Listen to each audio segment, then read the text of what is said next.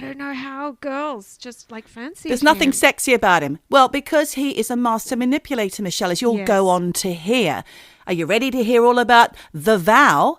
Part 2. Now, Yes. Michelle and I did an episode back in our first season, in episode 8. It came out on the 2nd of December 2020. When we first started this podcast, we were both appalled and fascinated by this documentary that we saw called The Vow, which was made by some people who were following a couple of people who were in a, what would you call it? It's a corporation. It's a personality cult, actually. It was in the news because it had uncovered sex trafficking and all sorts of things. So Michelle and I sat down to watch it and we did an episode. So if you want to go back and listen to that first, be my guest. Or you can listen to this one and I'll do my best to try and update you about what NXIVM actually is. NXIVM is how you spell it. And it's all, what is it? Does it stand for something? Who knows? I didn't bother looking into that. But it was started in 1998 by this guy, Keith Raniere, and a woman called Nancy Saltzman. It came out of him doing lots of various telesales jobs, which then led to Ponzi schemes, very much like Jeffrey Epstein. Now, what's a Ponzi scheme, Michelle? Let's tell them. Well, it's basically a pyramid scheme where nobody wins and someone ends up taking all the money, essentially. Exactly. The top tier end up pocketing the cash.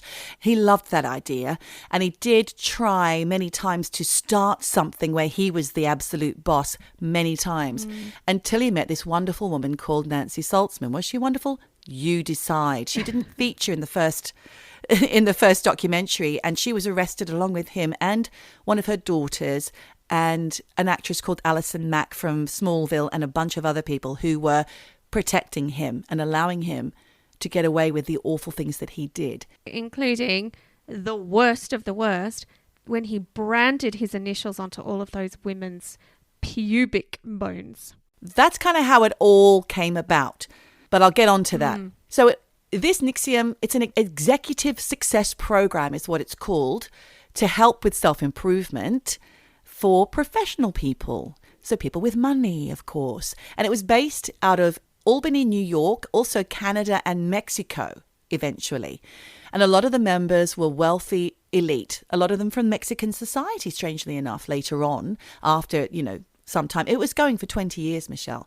So members would, like I said, give money when they joined the group, and they'd work their way up and earn sashes, which kind of showed you what tier you were on.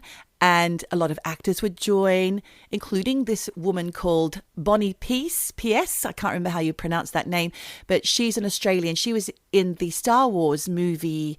I can't remember which one, but she played Beru Lars, and she's now in the Star Wars franchise. I think it's a minor character, or it was, and now maybe bigger, I don't know. But she met her future husband, filmmaker Mark Vicente, who made a documentary film long before he started in this NXIVM, and that was called What the Bleep Do We Know? And Michelle, you watched that, didn't you? It's all coming back to me. First of all, just going back to the sashes, do you remember they were like cheap pieces of shit and we were laughing at how horrible those awful. sashes were? This whole What the Bleep was a really influential movie in, I think, the late 90s or early 2000s. Everyone who had kind of any alternative leanings were watching that film and talking about that film. And also, NXIVM, on the surface of it, if you read the literature, sounded fucking fantastic. Smart people who were looking for some kind of program to help coach them in a way. Better themselves, yeah. It was a coaching program. It was really alluring on the surface. Nancy Saltzman had some really great ideas, and she was actually really good at what she did. And she didn't have, I believe, well, we'll find out by the end of it, but I think she had good intentions all the way through. Unlike Keith Raniere, who made it possible for her to be successful in the first place. And you'll hear why. I keep saying that. So anyway, where was I? Oh yeah, What the Bleep? That's a film about consciousness and its links to quantum physics. That's what I've got in my notes, Michelle. True. So there was also Yugoslav royalty and former dynasty actor Catherine Oxenberg's daughter, India, which in the first Vow was all about trying to locate this poor girl because she was with Keith Raniere right to the very last minute, I think. And her mother was desperate to get her out.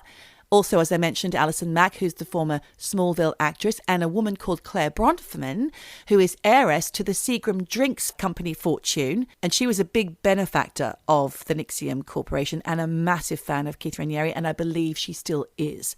So this NXIVM was going strong, living his best life, old Keith Raniere, until it began to fall apart years into it after people became aware of what Michelle just mentioned before.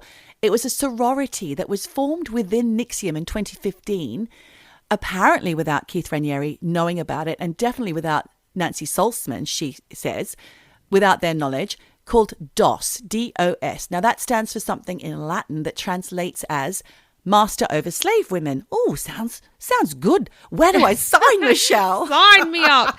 AKA the vow. It's also known as the vow. Well, I would just like to interject at this point and say, I think, and I could be wrong, but my personal opinion, don't sue me, is Keith Raniere knew every fucking thing about his cult. And of course he knew these girls were being branded.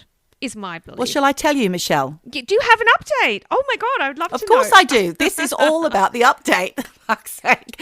So let me explain what DOS was, in case you don't know. It was a sorority within NXIVM, like I said, without his knowledge, he says, where women were being recruited by other women as their slaves. And they would be inducted in a sex slave style ceremony, complete with, as Michelle pointed out earlier, branding near their intimate areas of what looked like Raniere's initials, KR. Not only that, but they were also forced to videotape or write down salacious stories, true or otherwise, mostly not true because they had to be really grotesque, as collateral, which was then held by their masters to keep the women obedient. And if they wanted to leave the sorority, DOS, then they were told that this collateral would be released. Like it's letters to their parents telling them of the awful, usually sexy things that they've done.